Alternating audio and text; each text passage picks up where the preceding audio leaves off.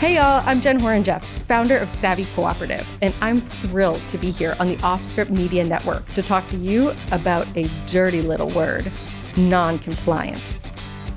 Because patients are labeled non-compliant all the time, but more often than not, it's because the system hasn't been designed in a way that works for them. I truly believe that patients have the power to influence the future of healthcare. So join me as we take on healthcare and challenge the status quo, because sometimes non-compliance is what moves the needle.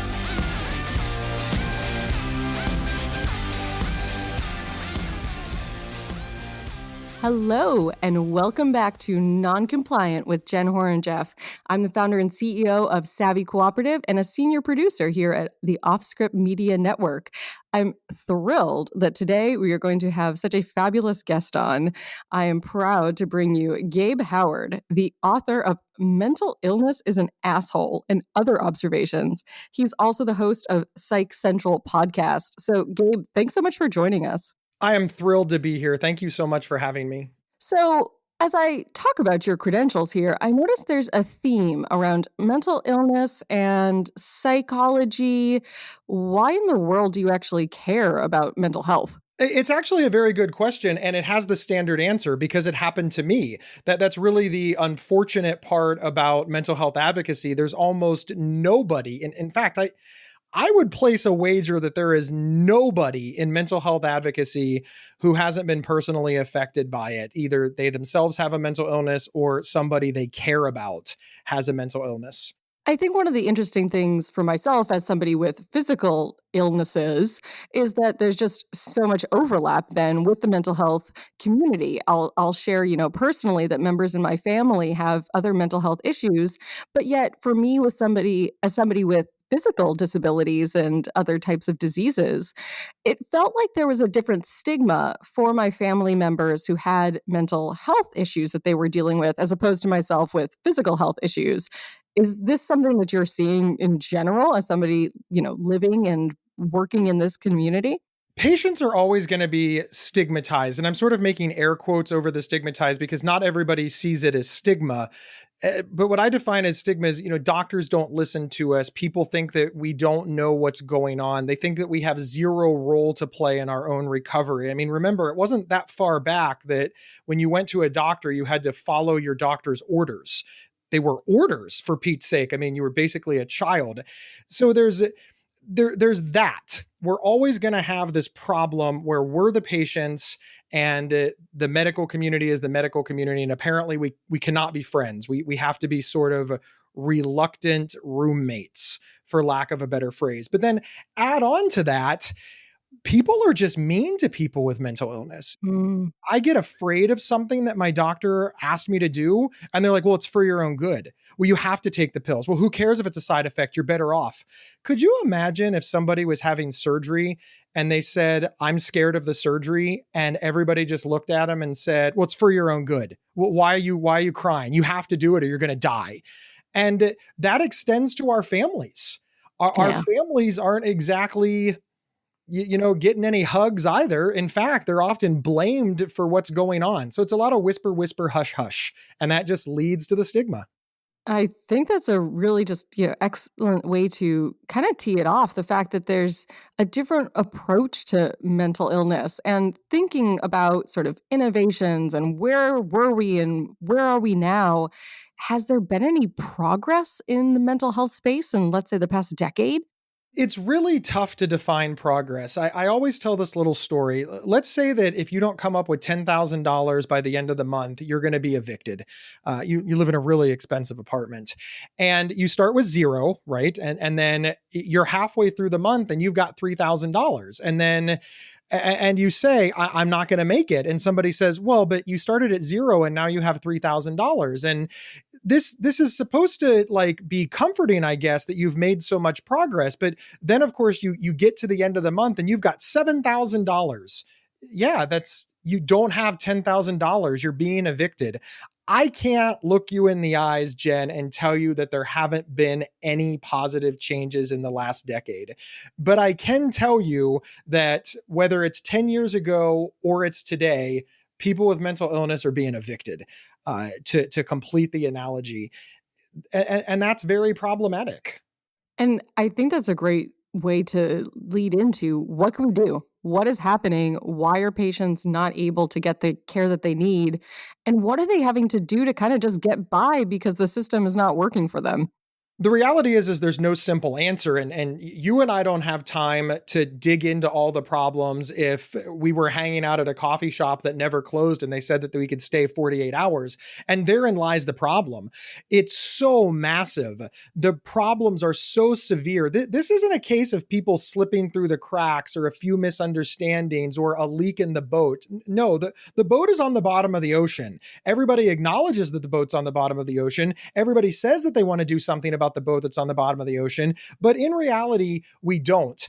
And the best example I have of this, Jen, is homeless people. We walk past homeless people all the time. We consider them a nuisance. We ignore them. You know, in many places, they will remove furniture and put in furniture that has anti-homeless devices. So like it has railing so people can't lay down, or they put bumps on the concrete so that homeless people can't sleep there. That's how we're handling this problem. We're making it difficult for a homeless person to lay down and sleep. And we call that a solution. And that's just the very tippy top of the iceberg. So when you ask what we can do about it, I think step one is probably to acknowledge that there's a problem. Yeah, and wow, what an analogy to think about just largely the healthcare system, just putting rails and bars in places to try to keep the patients that are causing problems, quote unquote, I'm doing air quotes too, the problematic patients. Well, if we just kind of get rid of them, then we can have sort of this pristine record. It's sort of cleaning out the noise from those that are sort of following the rules. And that's an interesting point that you made there. See, we get a lot of our stats from, well, frankly, people who are in the hospital, have gotten some sort of care. There's a whole contingent of people that have never received any care. There's a contingent of people that have only received care in the criminal justice system. There's a Mm. contingent of people who are literally homeless. So not only have they've never gotten care, they don't even have food and shelter. So frankly, their mental health concerns are not as pressing as the fact that if it's too cold, they will die from exposure. And these are all of the things that make up the mental health system. But all we're talking about is the person who presents at the emergency room, the person that makes an appointment with the psychiatrist, the person who has family members advocating for them to get well. Uh, yeah, we're literally eliminating swaths of people to come up with our advocacy goals. It's just nonsense. It's like your house catching on fire. It burns to the ground. And you're like, look, the shed is standing. And everybody's like, well, yeah, then nothing bad happened. It's like, but turn around. The house burnt down. No, the shed's fine. Lawn's pretty good too. It makes me think of, all the innovators that we see that are working in mental health, and not to poo-poo them, but how is a new app helping those people, like you say, just get shelter and food? The reality is the new app is not helping people get shelter and food. Now, that doesn't make the app bad. This is another huge problem that we have in mental health advocacy. What the hell is mental health? It's so broad. Could you imagine if instead of cancer advocacy or breast cancer advocacy or diabetes advocacy or surgical trauma advocacy or migraine advocacy, we just had physical health advocacy? And everybody was the same. It doesn't matter if you have terminal cancer or a headache, you're a physical health advocate. We lump it all together. The reality is those apps are great for people who are having mental health struggles, but Yeah. they're not doing anything for people with severe and persistent mental illness, especially people with severe and persistent mental illness and crisis. That said, I don't want people to stop using technology to improve the lives of my fellow man. Just because somebody is worse doesn't mean that the problems that those apps are treating aren't incredibly important. But I think that they get overvalued. People are like, well, we've invested millions of dollars in technology for people with mental illness. You've invested millions of dollars in technology for people with mental health concerns. We've actually invested very little in people with psychosis or schizophrenia or, even bipolar disorder or major depression. And that's the problem. That lumping it all together creates the illusion that everybody's getting help rather than what's actually happening, and that the sicker you are, the less resources are available.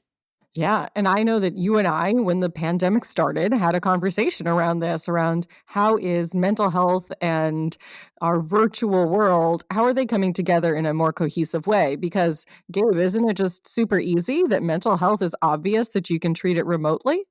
And some mental health can be treated remotely, but let's pretend that Gabe Howard has the identical mental health issue as that homeless guy that I just described annoying us down the street. Well, I have a computer. I have high speed internet. I have health insurance. So all of these things are now available to me to solve my problem. Now, remember that homeless gentleman has the identical problem. Now, I'm pretty sure he doesn't have a computer, broadband, or health insurance, or probably the ability to make an appointment.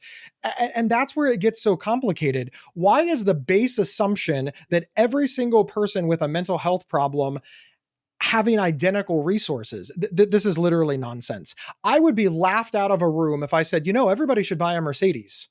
And people would just laugh at me. And I'd say, what? It's a top rated car, German engineering. It's the model of luxury. Why would you not want the best? And people would be like, he's so out of touch. And I'd be like, but what? I've explained why the Mercedes is good. That should be enough. And Yeah. if I got a brain in my head, people would be like, look, most of us don't have access to a Mercedes. We can't afford the gas, the cost of the car, the maintenance, the upkeep. We're buying $5,000 beaters at the buy here, pay here, and you're talking about the benefits of a Mercedes. But people are wandering around saying, I don't know why that guy doesn't get a Mercedes. It's out there. I've seen it. I know it exists. I read about it in the paper.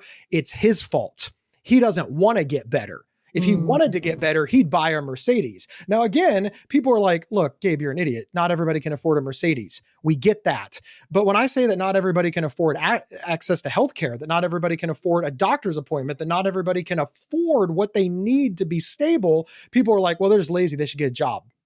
Where did this come from? Where did this thinking come from? It's fascinating and frankly sad.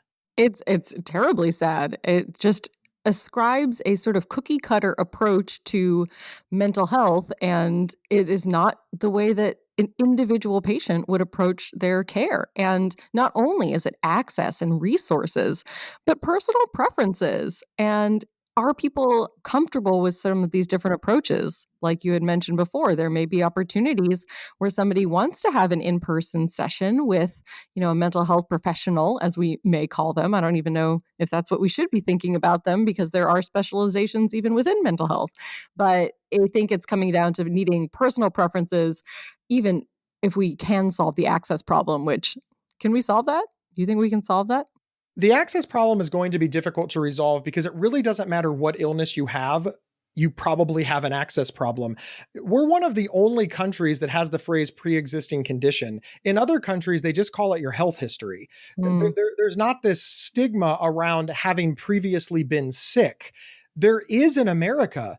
Once you're sick, you're radioactive. You've got problems. It's difficult. And in America, we get our health care through our employers. Well, I don't know many employers that are hiring people with stage 4 cancer. And I don't know many people with stage 4 cancer who are applying for jobs that are a high enough level to work full time to get the kind of health insurance that you need to fight stage 4 cancer. And we look at this like, oh, this is a good system. It's not. Now let's bring that over to the mental health side, where most people, we feel bad for people with stage 4 cancer. We feel sad about it. Like it moves us in some way. It worries us. But you hear that the person with mental illness can't get care and they think, he should just get his shit together. If he wanted to. Well, I don't understand why he doesn't work harder. Back in my day, we would have just spanked that out of that belligerent child, and just on and on and on. We just have so many excuses for why we're literally ignoring sick people. They're sick. and we don't care, and we blame the sick people. We get our insurance through our employers. And the average onset of severe and persistent mental illness is 16 to 24. I don't know many 16 to 24-year-olds that have high-level full-time jobs with the kind of healthcare that you need to fight a lifelong illness. So you're basically screwed from the second you start off in life because you don't have healthcare for the illness that you have. And if you can imagine, if you can beat the illness, you now have a pre-existing condition, which makes it harder to get insurance for the rest of your life.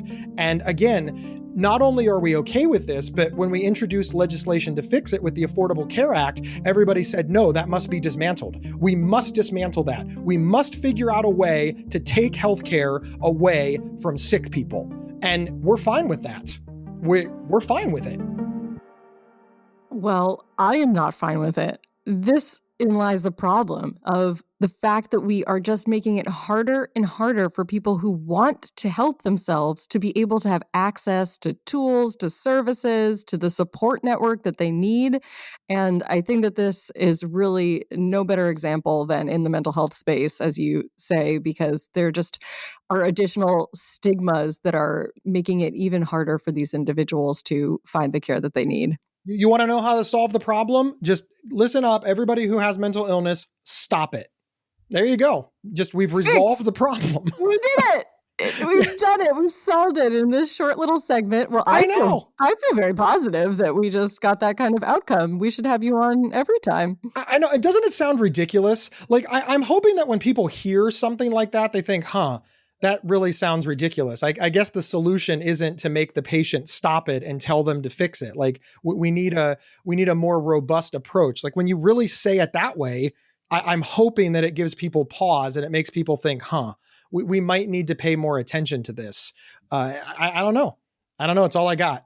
Hey, I would love for my autoimmune diseases to stop. So I should just tell my body to stop attacking all of my tissues and then I'll be fine.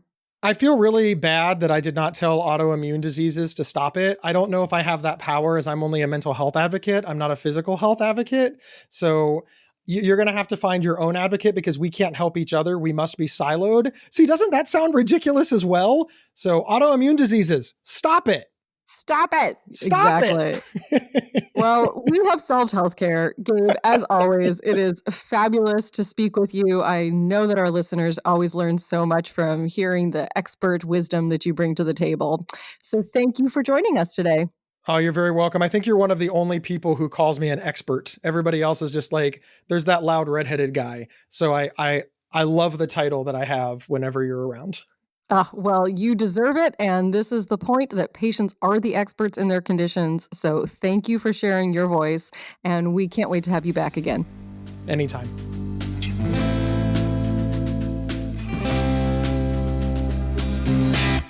So,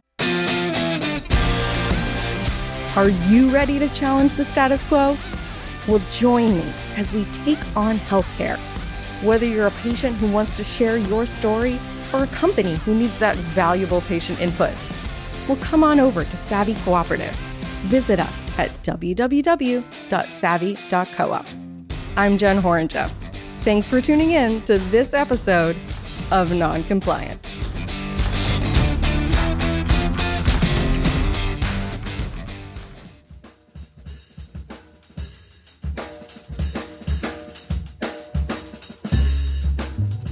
That's all for today, folks. If you like the show, be sure to subscribe, leave a review, follow us on social, and tell all your friends to listen.